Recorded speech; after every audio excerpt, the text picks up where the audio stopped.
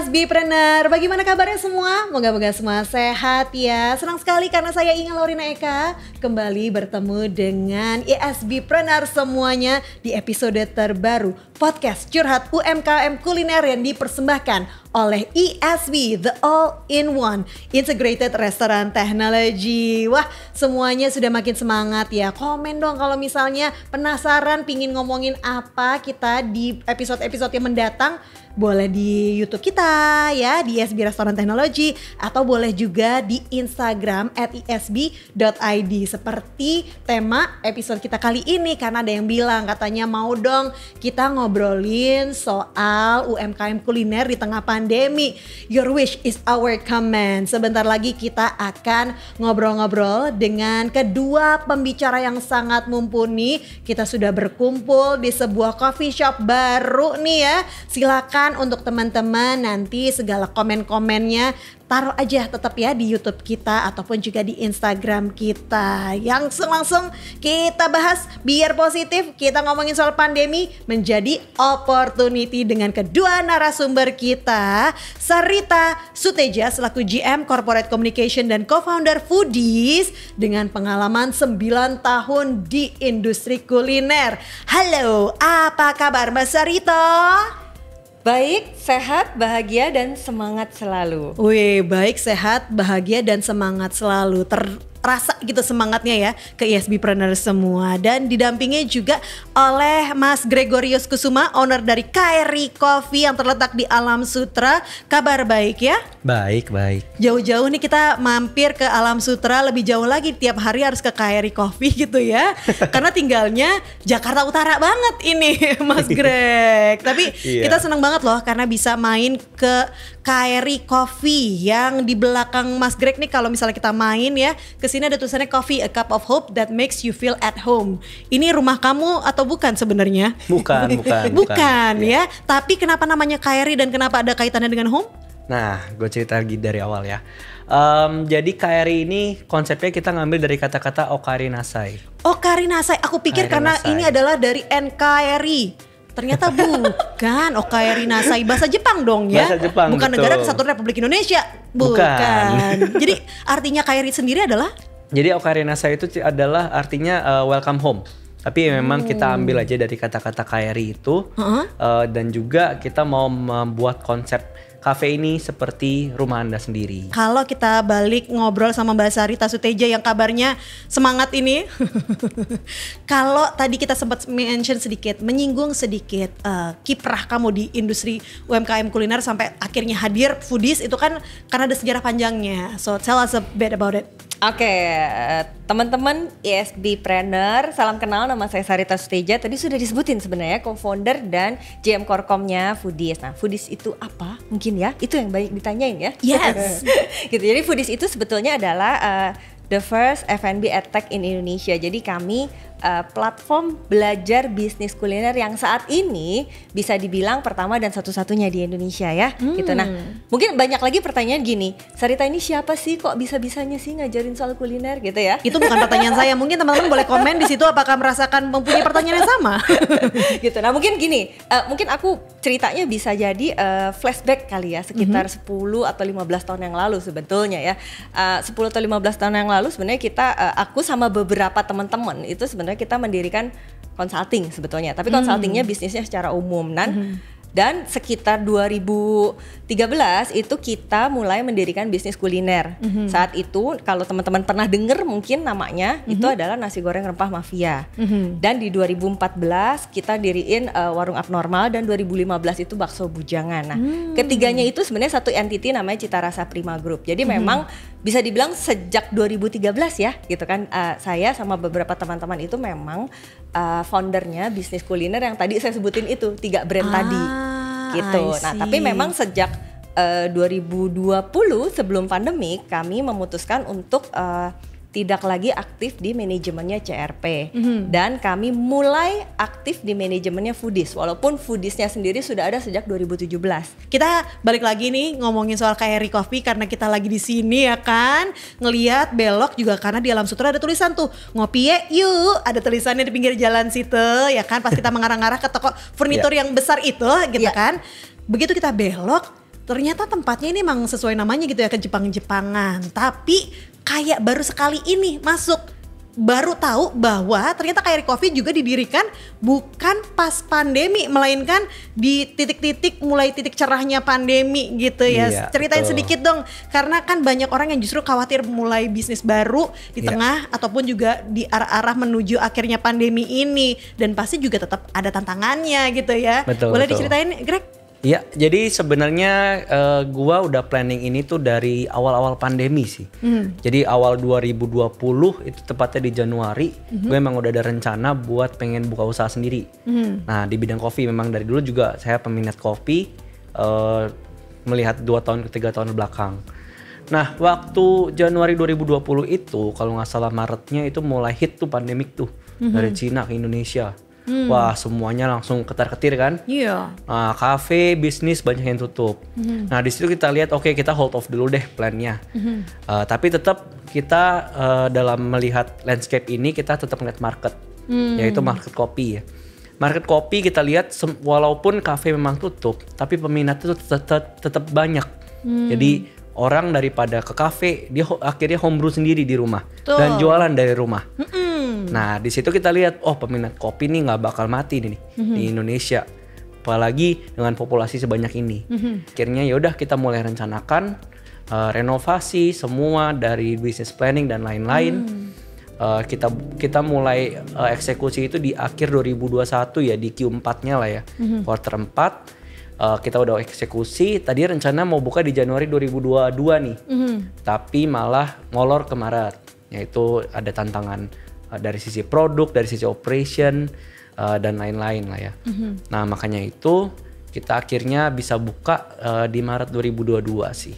I see, berarti baru hitungan beberapa bulan gitu ya. New baby in the neighborhood juga ya kan. Iya. Tapi melihat bahwa ada titik cerah, ada opportunity-nya nih dari pandemi yang mudah-mudahan akan segera berakhir, baru masuk nih Kairi Coffee didirikan, itu baru persiapannya menantang. Kalau ngomongin soal opportunity, tentu tidak terlepas dari yang namanya tantangan. Boleh di-share ke kita nggak Mbak Sarita? Nih pas banget soalnya kan lagi new kids on the block nih kan. Biar semua ESBpreneur juga belajar gitu. Kira-kira kalau kita ngomongin soal opportunity seperti apa sih yang harus dimanfaatkan oleh ESBpreneur, pebisnis secara umumnya gitu ya, supaya tetap growing gitu ketika pandemi, karena kan opportunity juga mungkin tidak terlepas dari transformasi yang perlu dilakukan untuk usaha yang sudah ada sebelumnya. Boleh di-share Mbak Sarita? Oke, nah mungkin gue pengen ceritanya mungkin dari sisi beberapa poin ya, nggak apa-apa ya. Ini agak panjang, nggak apa-apa ya teman-teman ya. Gitu. Nggak apa-apa, kita pasti nyimak. Kalau ngomongin tentang opportunity tentunya kan banyak banget, cuma tergantung kita bisa melihatnya atau enggak ya gitu. Jadi mungkin misalnya gini, yang pertama nih ya, aku mau sharing mungkin dari sisi model bisnis.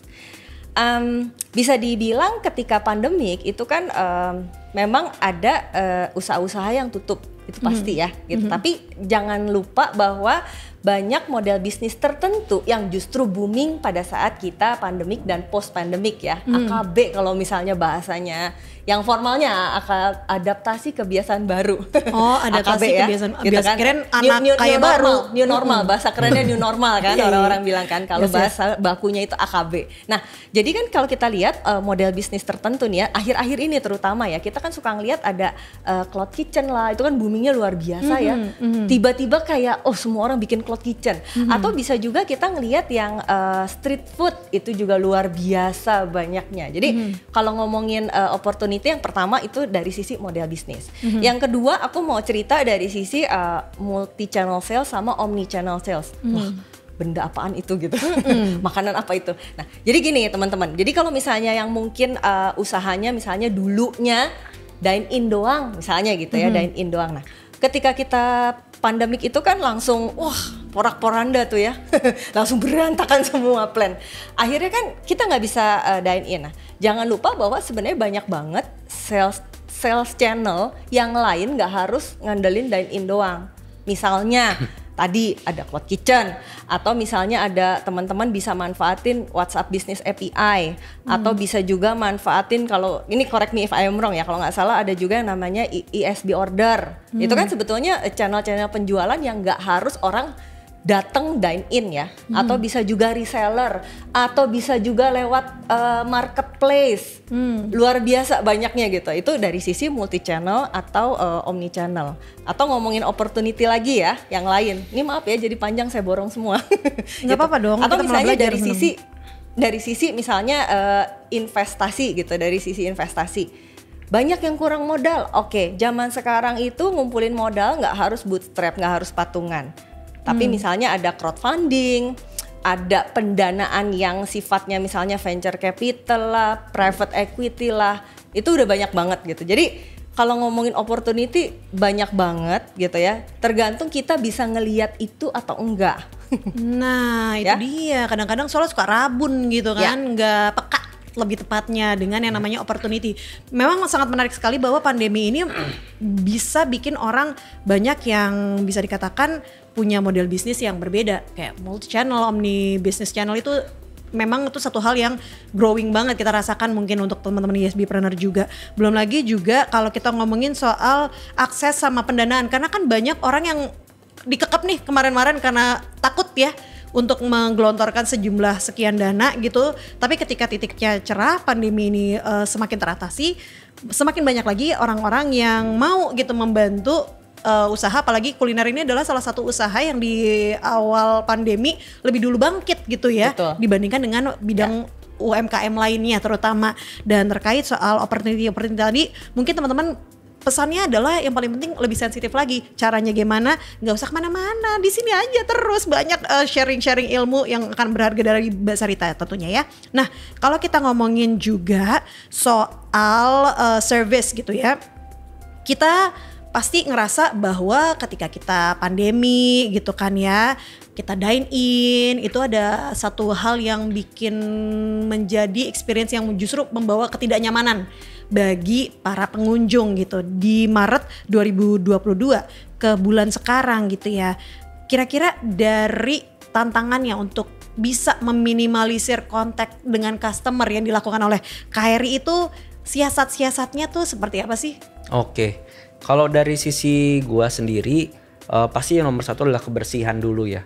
Kebersihan ini pasti selalu kita maintain, dan juga dari awal training ke customer, ke employee, aku juga udah kasih tahu kayak ini kebersihan nomor satu harus dijaga, nggak boleh sampai kejeblosan.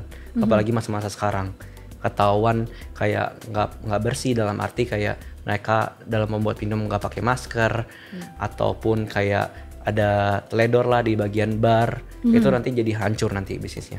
Nah itu yang pertama, kebersihan. Yang kedua adalah prokes juga, di mana yang seperti udah dilakukan Peduli Lindungi di layaknya di semua tempat lah ya, tetap jaga jarak dan lain-lain. Dan yang ketiga juga yang sekarang lagi booming itu ya, apalagi setelah pandemi ini, adalah perkembangan teknologi dari teknologi restoran nih. Jadi dalam arti sekarang kita yang kayak ESB order nih, banyak orang-orang sekarang udah nggak perlu, udah contactless lah ya kita ngomongnya, contactless dalam arti waktu order udah nggak perlu ngomong langsung dengan pelayannya, dan juga untuk dalam pembayaran udah mulai cashless juga. Nah itu juga kita terapkan di sini, di mana dari sisi employee kita sampai ke customer kita memang sudah contactless ya. Nah itu juga sangat membantu dalam sisi pelayanan di masa-masa pandemi sekarang sih. Jadi orang-orang juga confidence lebih naik buat datang, dan juga lebih minat lah untuk datang dine in, makan dine in dan lain-lain. Jadi peranan teknologi restoran itu untuk memastikan juga bahwa orang-orang lebih confident untuk dine in. Betul. Ya kan, terlepas dari yang kelihatan dari kita gitu ya, higienitas tentu harus dijaga. Dan aku tuh baru tahu gitu bahwa POS, point of sales itu bukan satu-satunya yang ditawarkan oleh ESB, Restoran Technology Integrated, itu ada artinya, benar-benar semuanya diurusin sama ESB ya. Nah itu nanti bisa teman-teman cari tahu lebih lanjut lagi di Instagram @esb.id, boleh dicari di situ apa-apa aja sih sebenarnya yang dibantu oleh ESB. Tapi kalau kita ngomongin soal keterbatasan lagi, pandemi lagi nih Mbak Sarita ya, kita kan sebenarnya ada beberapa hal yang tetap aja pingin kita kasih ke customer gitu, service terutama gitu. Kalau tadi diceritain bahwa higienitas itu perlu, ya kan, pemanfaatan teknologi juga mutlak. Apalagi sih kira-kira yang perlu diperhatikan oleh SBpreneur, Mbak Sarita? Ini ngomongin tentang service berarti ya. Apa sebetulnya membuat service itu bisa excellent, terutama di dalam outlet? Itu mungkin ya pertanyaan utamanya. Nah, sebenarnya bisa bermacam-macam. Tadi nyambungin tentang penggunaan teknologi ya. Sebenarnya penggunaan teknologi juga sebenarnya banyak banget. Salah satunya tadi udah disebutin, misalkan kita bisa order online. Jadi di mana mungkin tadi ya, mungkin aku sedikit jelasin boleh lah ya. Jadi seperti gini loh teman-teman. Teman-teman datang ke sebuah outlet, kemudian scan QR code. Nah, itu bisa pesannya itu langsung di handphone masing-masing. Sampai bayarnya juga di handphone masing-masing. Tunggu, aku tahan bagian itu dulu sebentar deh. Karena selama ini aku memang suka scan QR tapi sebatas melihat menu saja. Itu juga bisa dilakukan. Tapi kan ada beberapa teknologi yang memungkinkan gitu. Maksudnya kita bisa langsung pesannya tuh di handphone masing-masing ya. Kemudian paymentnya juga bisa di handphone masing-masing. Jadi abis itu ya ditunggu aja, tinggal duduk gitu lah ya. Ibaratnya datang, scan QR code, kemudian pencet-pencet gitu ya, pencet-pencet, kemudian bayar gitu kan, kemudian ya udah duduk aja, nanti pesanannya datang. Coba aku cek itu ya bisa. di ISB apakah ada layanannya itu atau enggak ya, karena kalau sampai ada itu ngebantu banget untuk ISBpreneur juga, terutama ya layanan yang memungkinkan kita untuk sedikit memberikan ruang bagi customer untuk melihat menu, memesan dan menunggu pengiriman dari makanan tersebut untuk diproses sehingga tinggal langsung dinikmati, meminimalisir kontak juga dengan teman-teman juga. Berarti dengan kata lain itu ISB order itu. Oh, ini beneran ada? Itu yang ISB order. Ternyata ada teman-teman, aku baru tahu. Namanya juga bukan pelaku industri UMKM kuliner kan ya. Jadi ISB order adalah seperti itu layanannya. Betul. Berarti dengan kata lain untuk efisiensi karyawan itu berasa banget dong ya? Berasa banget. I see. Soalnya experience kamu gimana? Iya, jadi di mana biasa itu kan karyawan restoran harus ada waiter ya. Harus ada waiter yang datang untuk melayani, memesankan, mencatat pesanan dan lain-lain. Betul. Dan memasukkan ke POS. Kalau ISB order ini si customer sebagai pelakunya langsung aja masukin order dan itu langsung masuk ke POS.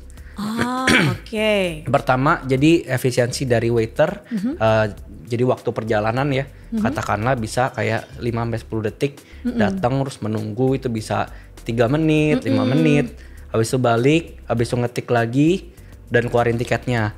Nah kalau di sini bisa langsung instan semuanya, paling kita tinggal menunggu customer, paling yang tadi waktu 5 menit ya, menunggu pesanan dia udah oke, enter, langsung masuk di dalam sistem kita, langsung ke print tuh.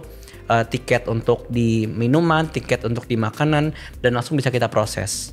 Nah itu dari situ sendiri efisiensi udah kelihatan sih ya. Bisa hemat waktu 10 menitan lah ya. Itu untuk crowd control juga tuh. Jadi gitu. misalkan kalau rame kan kalau kita misalkan kita hire satu karyawan buat waiter, kalau rame dia juga bakal kayak kelabakan tuh. Nah kalau misalkan dari sisi yang udah full, meja semua full, mereka udah melakukan pemesanan sendiri udah lebih gampang.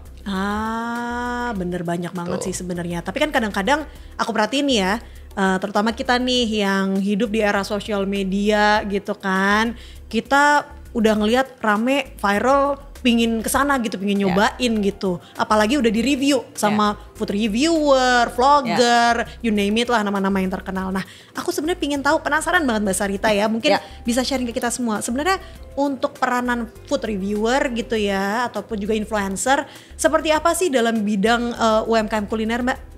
Kalau untuk saat ini tentu saja aku bisa bilang tentu saja sangat penting ya teman-teman ya gitu. Jadi kenapa?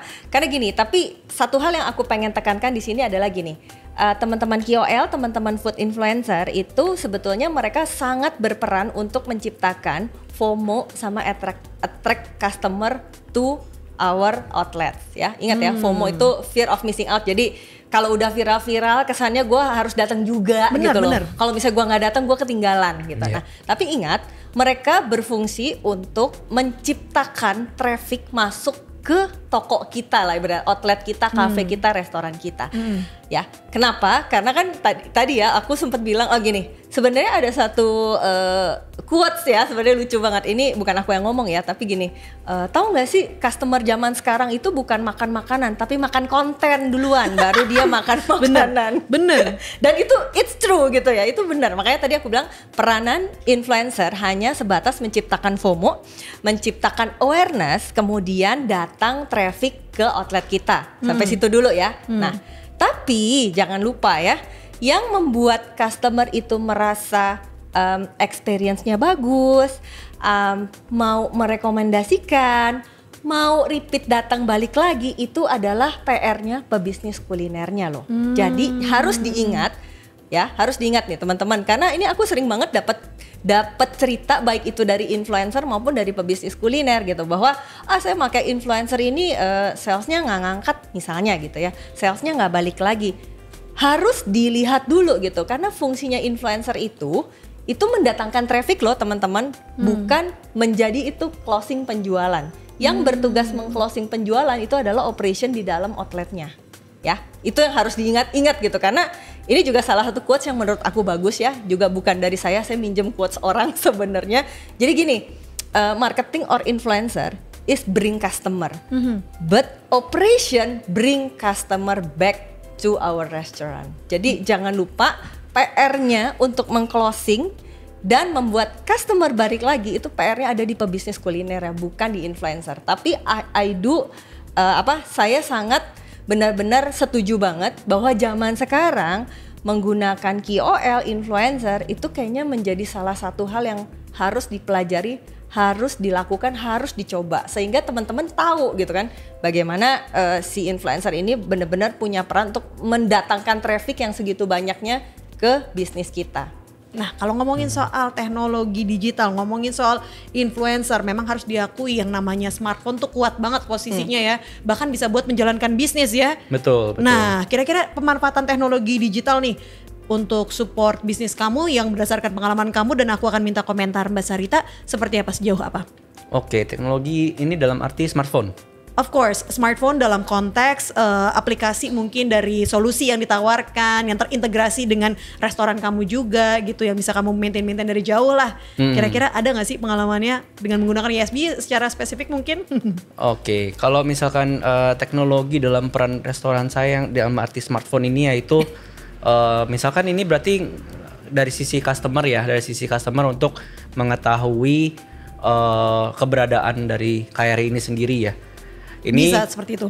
Dari saya sih terus mencoba sih sekarang sih, masih terus belajar ya. Soalnya ini adalah suatu hal yang baru yang booming juga di pandemi sekarang, yaitu ada TikTok, ada Instagram, dan itu wah hebat sekali sih. Nah, di sini kalau dari saya terus mencari agensi-agensi di mana yang memberikan service untuk membuat konten, karena pembuatan konten sendiri itu ternyata setelah saya pelajari susah ya. Mau bikin sendiri nggak bisa gitu. Pembelajaran konten ini makanya memang saya telusuri terus. Emang kita juga ada rencana mau kolaborasi sama influencer juga in the future. Terus juga dalam sisi ISB. Nah, ISB juga ternyata ada fitur baru nih, di mana kita bisa membuat satu platform restoran kita sendiri ya. Jadi kita ini mirip-mirip dengan ISB order, tapi bukan dine in nih, lebih ke take away. Jadi untuk ISB ini dia akan menyediakan satu website di mana customer bisa klik lalu bisa order sendiri, langsung order dan bisa langsung memilih kurirnya, lalu bisa langsung kita terima ordernya masuk ke POS nih. Kalau misalkan kita ngomong yang tadi layanan yang lain kan belum masuk POS, kita harus ketik lagi. Ini masuk ke POS, order bisa langsung kita proses dan kita bisa langsung kirim ke customer. Nah, itu adalah salah satu advantage dari ISB yang sekarang ini yang saya nikmatin sih. Gitu. Oke, jadi teknologi digital perannya penting tidak hanya untuk marketing tapi juga operation juga. Betul. Ya. Mungkin Mbak Sarita mau menambahkan juga peranan teknologi digital ini? Boleh. Ngomongin digital itu sebenarnya banyak aspek ya gitu. Jadi nggak bicara mengenai hanya sosial media saja atau misalnya nggak melulu bicara tentang ERP saja, tapi macam-macam, banyak gitu, maksudnya banyak banget. Nah, sebenarnya aku pengen sedikit cerita, mungkin banyak hal yang teman-teman mungkin belum tahu, kayak yang tadi mungkin Greg udah sempat sampaikan ya, kalau kayak yang tadi kita bisa punya website di mana kalau kita sebagai pebisnis kulinernya ya, itu bisa kayak belanjanya itu langsung di websitenya atau misalnya langsung kayak di marketplace, kayak di kayak di marketplace lah ya gitu. Nah itu ada juga sebenarnya satu teknologi namanya closed loop marketplace. Jadi memungkinkan biasanya ini dipakai sama teman-teman yang cabangnya udah banyak atau mitranya banyak, sehingga jadi gini, si suppliernya itu kayak di onboardin di dalam sistem tersebut, di mana nanti jadi si cabang atau mitra itu belanjanya itu kayak buka marketplace gitu, dan itu di sana terrecord semua. Jadi kita misalnya sebagai prinsipal atau sebagai pemilik bisnis yang di pusat, ibaratnya ya, kalau cabangnya banyak, kalau misalnya kalau kemitraan kita prinsipal jadinya itu bisa memantau jadinya, jadi nggak ada kebocoran kan. Ini paling pain point ya sebenarnya ya buat pebisnis kuliner, dimana kalau misalnya ya kayak mitra itu kan bisa belanja sendiri misalnya, nah itu tidak terrecord atau mungkin HPP-nya itu bisa jauh beda. Nah ini bisa disolusikan dengan salah satu yang namanya closed loop marketplace. Nah ini bendanya ada sebenarnya, cuma mungkin belum banyak dieksplor. Nah ngomongin digitalisasi kedua, kalau dari sisi operation ya gitu. Yang kedua itu ada yang namanya learning management system, dimana kadang-kadang kan kita suka sulit ini ya. Ini nggak ngomongin penjualan tapi ngomongin operation ya. Jadi teman-teman ya. Jadi kan kita salah satu pain point pemilik outlet itu adalah training. Training, dimana training itu kan harus diulang-ulang kalau bisa setiap hari. Tapi kan karena keterbatasan sumber daya kita nih sebagai business owner, cabangnya misalnya udah 5 atau 10, kan nggak mungkin ya dalam satu hari saya keliling ke 10 tempat, apalagi kalau tempatnya jauh-jauh gitu. Nah learning management system ini sebenarnya ada salah satu teknologi juga yang sebenarnya memungkinkan kita bisa training setiap hari. Jadi semua SOP yang kita punya itu kita buat dalam bentuk video. Kemudian setelah dalam bentuk video, tapi detail ya teman-teman ya, gitu ya, kita upload di sebuah teknologi yang namanya learning management system tadi. Kemudian kita bisa minta semua outlet manager setiap hari kita wajibkan untuk nonton dulu sama krunya. Tujuannya apa? Tujuannya untuk nge-refresh SOP, apakah itu pembuatan produk, apakah SOP membersihkan meja misalnya, atau misalnya kalau ada tumpah cara ngepelnya gimana. Karena ini mungkin terdengarnya agak receh ya teman-teman ya, tapi percayalah kalau teman-teman sudah punya outlet, hal ini jadinya nggak receh gitu, karena sangat apa ya, sangat relate banget lah pokoknya. Membersihkan kaca aja itu kan pain point banget tuh, kadang-kadang kok nggak bersih-bersih gitu ya. Kok kalau gue yang bersihin gampang, kenapa kalau nyuruh orang susah banget. Nah itu salah satu tujuannya kita punya learning management system, sehingga teman-teman trainingnya itu bisa tiap hari. Atau kasarnya gini lah gampangnya ya, ini bodoh-bodohnya banget nih ya, kalau saya punya SOP produk bikin minuman misalnya, lah terus karyawannya resign karyawan resign, siapa yang bisa buat? Kemudian cepet-cepet lah rekrut orang misalnya. Oke, ada nih yang bisa bantuin, tapi kan dia nggak bisa bikin produk ya, gitu kan. Nah, coba teman-teman bayangkan kalau SOP-nya dalam bentuk tulisan, kan mabok ya bacanya ya gitu. Tapi teman-teman bayangin, jelek-jeleknya gini, orang ini belum pernah dapat training sama sekali, tapi karena ada learning management system, bentuknya video, dibuka di handphone atau di tab, taruh aja tabnya depan dia, suruh dia bikin minuman sekarang langsung sambil nyontek.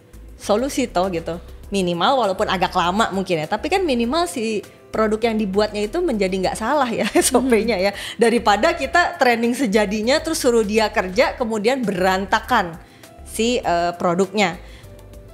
Dua sisi, ke konsumennya jadi jelek. Kenapa? Karena dia tidak menerima produk seperti yang seharusnya di SOP kan. Kemudian yang kedua, buat dari sisi brandnya, kalau gagal jadi waste ya, waste itu kan artinya cost lagi ya. jadi apa namanya, waste apa sih? Ya pokoknya jadi rugi lah. Jadi ada costnya, harus dibuang toh ya gitu. Yang kedua, iya kalau takarannya benar, kalau takarannya salah gimana gitu kan? Artinya penghitungan HPP kita menjadi ngaco akhirnya. Ya, jadi kan di situ ya. Itu kalau ngomong dari sisi operation. Kalau ngomong dari sisi marketing nih ya, tadi kan udah disinggung juga ya. Ngomongin tentang KOL. Nah, ini aku juga mau ngasih satu fakta sih sebenarnya ya, bahwa terakhir-terakhir ini ya, kalau teman-teman inget-inget 1 atau 2 tahun ke belakang itu banyak banget teman-teman content creator distribution platform, misalnya kayak TikTok, aku sebut nggak apa-apa ya, gitu kan, kayak TikTok nih. Kita bisa ajak kerja sama influencer di TikTok atau di Instagram yang banyak followersnya atau banyak viewernya. Jadi aku nggak selalu ngomong followers ya, gitu, karena followers boleh dikit tapi bisa jadi viewersnya banyak. Nah, ini juga salah satu yang aku amatin di 1-2 tahun ke belakang itu banyak dilakukan sama pebisnis kuliner.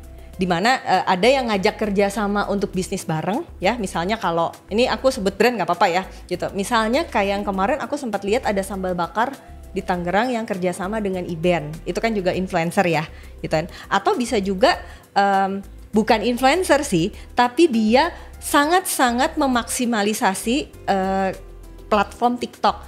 Aku sebut juga brandnya misalnya kayak Bittersweet by Najla. Dia bisa-bisanya loh bikin campaign di mana dia naruh emas antam di set boxnya, itu kan luar biasa ya. Tapi yang dia manfaatkan itu adalah cara dia menggunakan platform TikTok itu untuk membuat brandnya menjadi viral. Nah itu teman-teman ya harus belajar sih memang ya.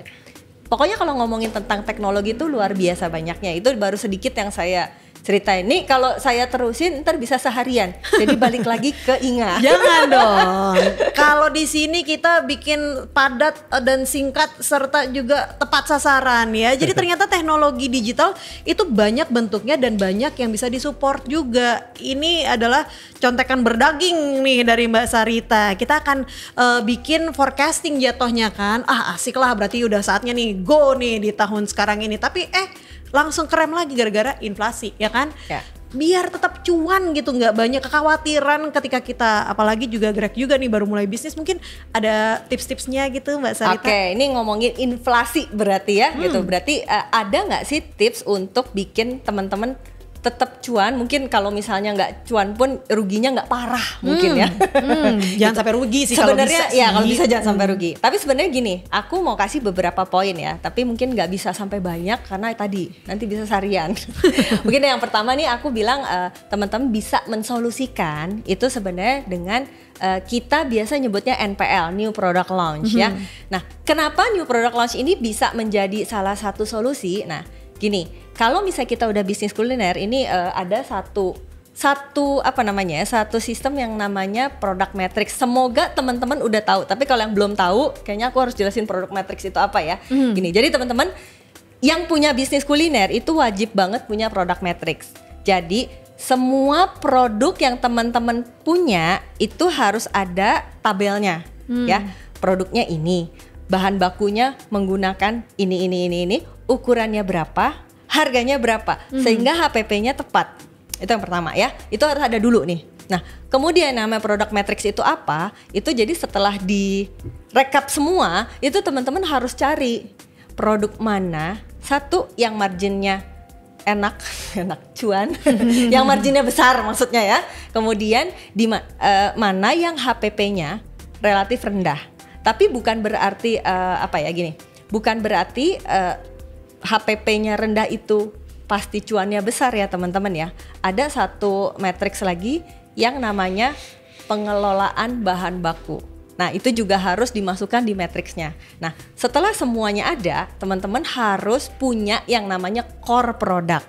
Nah core product itu apa? Core product itu adalah bisa dibilang 20% atau mungkin 3-5 produk yang star, yang memiliki performance paling unggul di outlet kita, di produk kita ya. Itu tadi product matrix ya, semoga nangkep ya. Ini harus singkat soalnya ngomongnya gitu ya. Nah jadi, teman-teman gini ya, kalau ngomongin inflasi artinya kan kita harus hemat ya. Kalau bisa kita hemat secara cost, jangan keluar banyak. Nah kalau teman-teman produk utamanya, produk yang paling lakunya itu ternyata karena inflasi HPP-nya naik, itu bagaimana?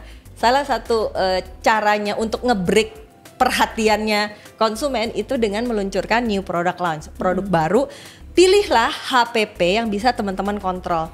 Pilihlah HPP yang marginnya itu bisa empuk lah gitu, bisa agak tebel ya gitu. Karena kan kita keluarin produk baru harusnya bisa ya. Kita bisa cari produk-produk yang HPP-nya masuk lah gitu untuk bisa kita jual gitu ya. Dan atau bisa juga HPP yang tidak terlalu rentan terhadap inflasi ya.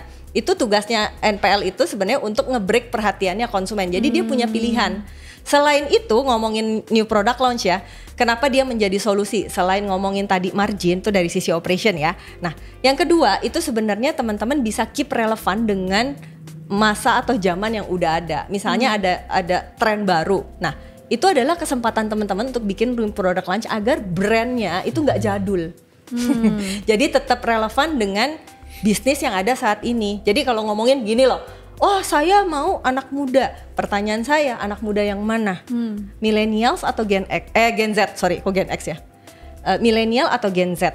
Dua-duanya anak muda nggak? Anak muda sih, tapi jangan lupa ya teman-teman ya. Millennial itu dulu digadang-gadang jadi anak muda itu sekitar 5 sampai 6 tahun yang lalu loh, jangan lupa ya. Iya, makasih ya diingetin ya sebagai sobat-sobat mulai dapat ini ya, mulai dapat diskon gitu, diskon manula gitu ya. Karena gini, karena orang suka kebablasan. Iya sih. Saya target marketnya siapa? Anak muda mana? Milenial. Saya bilang gini, jangan lupa ya, milenial termuda itu saat ini ya, ya. Itu udah masuk usianya 26 loh, jangan lupa 26, loh. Iya. Iya, berarti Gitu. kan Jadi kita kalau- ada Gen Z yang perlu dipikirkan gitu Nggak, ya. jadi kalau target marketnya siapa? Ya. Anak muda, belasan, kuliah awal, that's Gen Z, bukan milenial lagi gitu. Bener loh tapi Bener. kelakuan Gen Z sama milenial saya kan Beda banget. di bordernya nih, gue di bordernya nih. Iya. Wah itu udah beda banget, beda cerita banget. Iya, tapi kalau tadi menarik, nanti kita akan balik lagi. Boleh. We'll get back at you, tapi to you, jangan at you. Jadi sebelum kita kembali ke Mbak Sarita lagi, aku penasaran kalau di KRI sendiri berarti kan udah ketahuan dong apa sih produk-produk yang memang jadi favorit gitu, top Ya. 3-nya juga mungkin apa, dan nanti kita akan ngomongin soal another challenges tentunya ya. Boleh di-share sebentar sedikit? Oh, mengenai produk-produk Yes, yang unggul. yes. Oke. Jadi produk-produk unggul itu ini sangat terbantu ya, data-data yang gue dapat itu dari POS. Pastinya dari ISB. Dari data-data itu udah ke summarize nih, yaitu produk mana yang top, misalkan sama faktor yang paling penting juga di waktu jam berapa sih produk itu dipesan. Nah, itu juga nomor 1 sih. Oke. Jadi kalau untuk produk unggulan kita pasti akan lihat terus, oh ini produk favoritnya mana, dan kita akan track juga bener tadi costnya ya. Costnya itu apakah di produk itu ini boncos nggak sih? Soalnya paling susah nomor 1 yang gua nge-delay opening itu gara-gara ngurusin COGS juga tuh. Wah itu pusing. Waktu bikin resepi, ngurus COGS, ngurus supplier ada macam-macam. Ngambil dari sana sini harga beda semua, rasa beda semua. Nah itu nomor 1 tuh yang memang harus dikontrol. Nah itu jadi data itu menurut gua sangat terbantu dari bantuan POS data sendiri ya, dari ISB. Sama untuk jam-jam juga tuh kita kelihatan nih apakah kita ramenya nih di sore atau di siang. Terus kalau kita ngeliat tiba-tiba 100% didominasi sama sore nih, lah kenapa nggak ada yang siang? Gimana caranya kita bisa menguatkan yang biar orang bisa datang siang? Apakah dari harga-harganya, intensi orang itu siang mau ngapain, apa yang harus kita lakukan, apakah new product launch dan lain-lain. I see, kebantu banget tuh ya Betul. dengan POS karena data-datanya valid ya Betul. kan, terutama untuk yang baru mulai ataupun juga biar tetap keep up juga nih ya dengan teknologi, bahwa teknologi itu memudahkan. Tadi kalau kita ngomongin soal metriknya udah ketahuan nih, pengelolaan bahan baku gitu kan tadi yang kamu sampaikan Mbak Sarita. Kan begitu kita udah tahu bahwa bahan bakunya itu costnya sekian, APP-nya sekian, naik ya kan, karena inflasi juga gitu ya. Untuk kita tetap, kalau aku sebagai customer bukan ke restoran gitu, ke supermarket, kok ukurannya makin kecil gitu ya. Kalau kita ke coffee shop gitu, harapan kita kan tetap stay segitu harganya mungkin, ataupun juga porsinya gitu ya, supaya tetap baik gitu ya dari value produknya, tapi juga nggak menaikkan harga jual ke konsumen. Berarti kan ada strategi-strateginya nih ya. Kira-kira harus ngapain kita nih Mbak Sarita? Sebenarnya yang paling penting gini, bisa jadi itu tadi ya new product launch, bisa juga utak-atik resep. Tapi ini yang harus diingat, kalau misalnya harus mengganti bahan baku, jangan lupa divalidasi ulang ya ke teman-teman konsumennya. Jangan sampai mengurangi kualitas atau mengurangi tekstur. Ya, itu yang penting ya. Jadi kalau misalnya ngutak-ngatik resep, satu bisa dilakukan dengan mengganti bahan misalnya. Ya, tapi harus divalidasi. Nah, ngomongin utak-atik resep juga, kayaknya nanti bisa dikonfirm ke Greg ya sebenarnya ya. Setahu saya kalau yang kita ngomongin tentang utak-atik resep itu bisa juga menggunakan teknik-teknik tertentu. Misalnya kalau di kopi, nih nanti Greg yang harus mengkonfirmasi benar atau enggak ya. Gitu. Kalau ngomongin kopi nih misalnya ya, ada beberapa metode yang memungkinkan misalnya bean yang dipakai sama misalnya gitu ya, tapi mungkin dengan derajat pemanasan tertentu atau misalnya waktu tertentu atau metode namping tertentu itu bisa membuat misalnya satu espresso itu lebih pekat. Nah, itu kan membuat si produknya sendiri itu kan bisa dengan kualitas yang sama mungkin ya, tapi mungkin dipanasinnya lebih lama, cara nampingnya gimana. Nah, itu bisa quote on quote sebenarnya mengurangi HPP juga. Itu ada tekniknya memang betul. Ya sebenarnya ya. Atau bisa juga selain kita ngomongin otak-atik bahan baku resep tadi, bisa juga kita duduk bareng sama vendor. Kita negosiasi ulang, minta keringanan kah, atau misalkan bukan minta keringanan atau penurunan harga ya, tapi misalnya boleh nggak TOP-nya dipanjangin dikit dong misalnya. TOP itu term of payment gitu. Jadi kalau gue biasa bayarnya harus cash misalnya gitu, boleh nggak gue bayarnya seminggu ke belakang misalnya gitu ya, gitu. Atau bisa juga kita negosiasinya gini, misalnya kita sudah punya planning jangka panjang, misalnya saya dalam waktu 1 tahun misalnya ya, dalam waktu 1 tahun saya akan buka sekian cabang. Artinya dalam waktu setahun ke depan saya punya potensi untuk membeli bahan baku Anda senilai sekian dengan volume sekian. Nah, boleh nggak kalau saya sekarang nego harga, volume gitu ya, sama term of payment?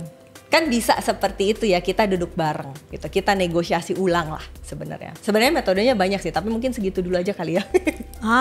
Oke. Nah, ini menarik sekali gitu ya. Ya banyak banget nih contekan dari tadi teman-teman. Jadi harus semangatnya positif tetap ya. Jadikan ini opportunity sekali lagi. Mau yang sudah lama mulai dan merasakan jatuh bangkitnya karena pandemi, ataupun juga yang baru kepikiran biar lebih berani lagi. Karena memang yang namanya opportunity itu kapanpun dimanapun bisa banget gitu ya. Yang pasti today is the opportunity for you to build the tomorrow that you want. Ya nggak sih? Ini adalah mungkin satu key takeaway juga buat teman-teman, dan kita balik lagi untuk memudahkan, memperbesar opportunity. Tentunya banyak teknologi digital yang tersedia, yang bisa diakses, yang bisa membantu usaha kita terlepas dari bottom line is kita memberikan produk yang terbaik. Dan juga bisa menyiasati tadi itu, karena kan kita memang pandemi masih dihadapi dan inflasi mungkin akan berpengaruh banyak untuk kemampuan tidak hanya daya beli, daya jual kita juga gitu ya sebagai pebisnis kuliner Indonesia, supaya kita bisa menjawab tantangan bersama-sama. Jadi teman-teman nih, yang pasti kita berharap segala macam informasi ini bisa memberikan manfaat buat teman-teman dan usaha teman-teman. Sekali lagi kita undang nih teman-teman untuk ngasih feedback di komen boleh, dan juga Instagram @isb.id. Tapi sebelum kita berpisah, Mas Greg kasih tahu dong kemana kita bisa mampirin KRI. Langsung aja kunjungi KRI Coffee, kita ada di Alam Sutra. Letaknya di Ruko Dynasty Walk yang ada Nike Factory Outletnya. Kamu bisa cari yang luarnya berbata putih ya. Itu di atas kita juga ada Olala Beauty Bar, yaitu nail salon kita buat kamu cewek-cewek yang mau manjakan dirimu. Dan cowoknya mungkin bisa bekerja atau bisa menunggu di cafe. Dan lantai 3 kita juga ada studio foto buat kamu yang mau membuat produk-produk katalog kamu. Nah, ini juga bisa buat di sini. Jangan lupa follow IG kita di KRI Coffee @KRI untuk di nail salonnya @Olala Beauty Bar, dan untuk studionya di @grafiastudio.id. Ayo coba makanan-makanan kita, coba servis-servis kita, pastinya paling top. Nah, yang dari tadi udah ngasih contekan keren-keren banget. Gimana kita bisa nge-break perhatian konsumen dengan NPL dan berbagai contekan-contekan lainnya gitu ya. Mbak Sarita, sebelum kita berpisah, kasih tahu dong teman-teman bisa ngobrol-ngobrol lebih lanjut sama kamu di mana, dan juga mungkin pesan-pesannya nih terkait dengan pandemi menjadi opportunity episode kali ini. Oke, buat teman-teman ISB Planner ya, kalau misalnya mau ngunjungin Foodies bisa ke www.foodies.id, atau bisa juga follow dulu aja Instagramnya @foodies.id, atau kunjungi ke YouTube channelnya Foodies. Di sana ada 800 plus sebetulnya ya premium kontennya Foodies yang bisa diakses secara free ya. Dan bergabunglah dengan lebih dari 100.000 pengusaha bisnis kuliner yang sudah teredukasi dan masih akan terus bertambah. Tapi tadi apa terkait temanya ya gitu kan. Kita bicara tentang opportunity ya teman-teman ya. Jadi pebisnis kuliner, jadi entrepreneur itu wajib banget punya satu mental yang kuat ya.